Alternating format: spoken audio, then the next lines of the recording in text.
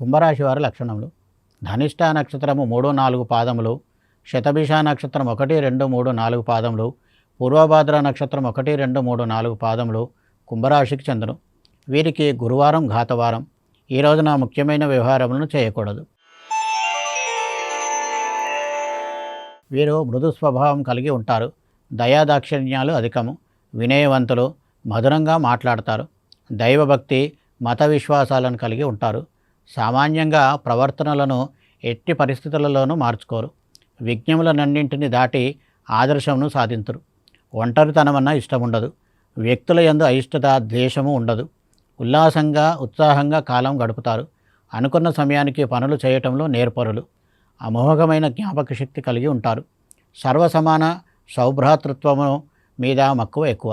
అందరినీ సోదరులు సోదరీమణులుగా చూడగలరు. చాటుగా పాపకర్మలు చేయుదురు. వీరికి విశ్రాంతి, గాలి, వెలుతురు ఇష్టం. అభిప్రాయాలు నిశ్చితంగా ఉంటాయి. ఈ సంవత్సరం వీరికి ఫలితములు.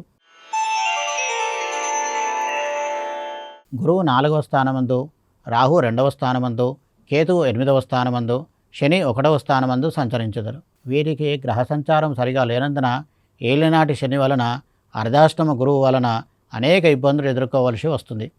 కృషిలో లోపం లేకపోయినా నష్టపరంపరలు ఉంటాయి. కష్టనష్టాలు, గాయాలే కాకుండా ఆస్తి నష్టం కూడా జరగవచ్చు. ఇంటా బయట మానసిక అశాంతి ఉంటుంది. కష్టార్జితమంతా వృధాగా పోతుంది.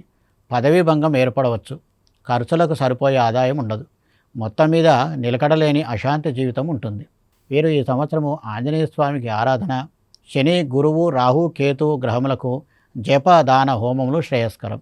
కుంభరాశి వారు నీలమును, ధనిష్ట నక్షత్రం వారు పగడమును, శతభిష నక్షత్రం వారు గోమేదకమును, పూర్వభాద్ర నక్షత్రం వారు పుష్యరాగమును ధరించిన విశేష ఫలితములను పొందవచ్చును.